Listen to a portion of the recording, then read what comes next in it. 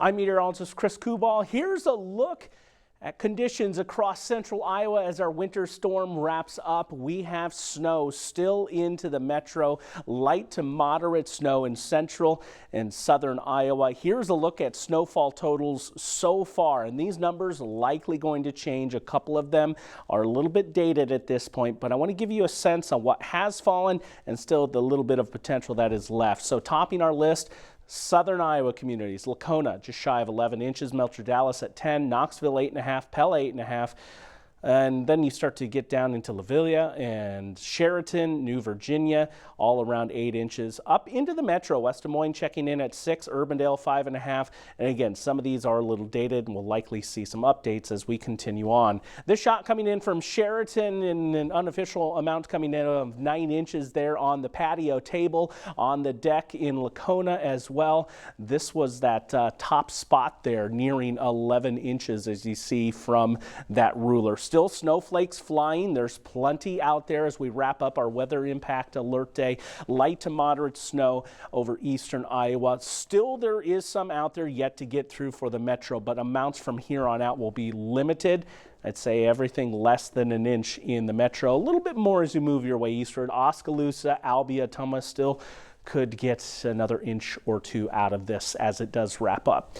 Winter storm warning does extend through midnight. I think the snow's out of here by 9 o'clock completely tonight, but those lingering impacts, the reason why this goes a little longer into the pink there for that winter storm warning, winter weather advisory into the purple on the periphery, not quite as extreme with those snowfall totals up to the north and west.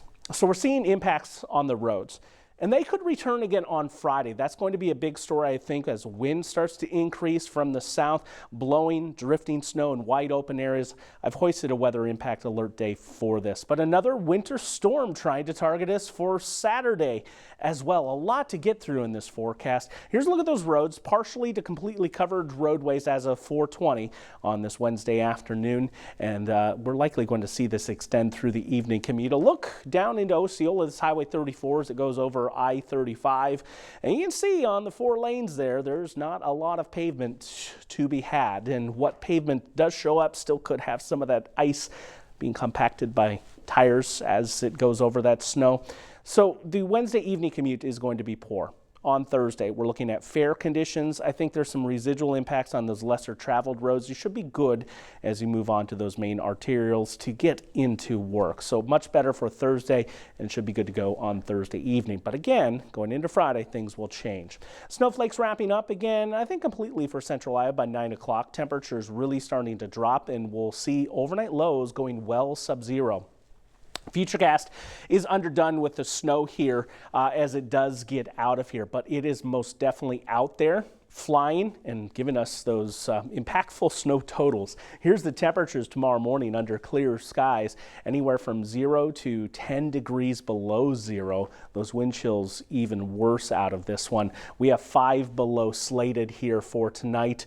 With the clearing sky, a few snowflakes still lingering around late. Look at these overnight lows. Now, the wind isn't going to be overly strong, but it's present. And so that's going to take that wind chill, I think, down towards the 15 to 25 degree below zero range. And those lowest marks are going to be into northwestern Iowa. Fresh snowpack on the ground. Never discount it when it comes to the temperatures. Usually those temperatures are a little bit more potent in the cold direction. Speaking of cold advisory for the northwestern half of the state of Iowa tonight to account for those wind chills likely taking that dip to 20 degrees below or less in this location. That's where the coldest of the cold will be here for tonight. 13 degrees is our bounce back for Thursday afternoon. Again, some residual impacts early on the travel seed, but generally much better in the grand scope.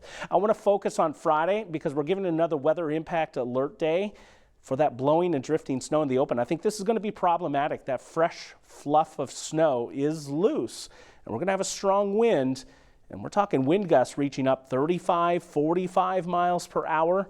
It will be impactful once you move outside of town. Now, in-town driving, you're likely not going to notice it near as much as once you get away from city limits, that this is going to be a real player on the travel scene.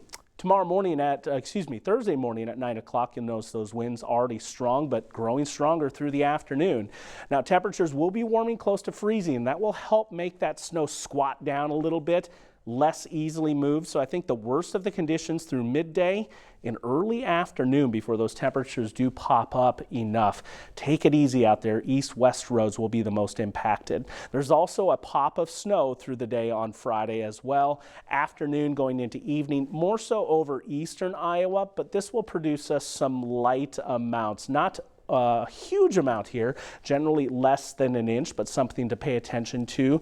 Higher chance of seeing 1, 2, or 3 inches out over eastern and northeastern Iowa.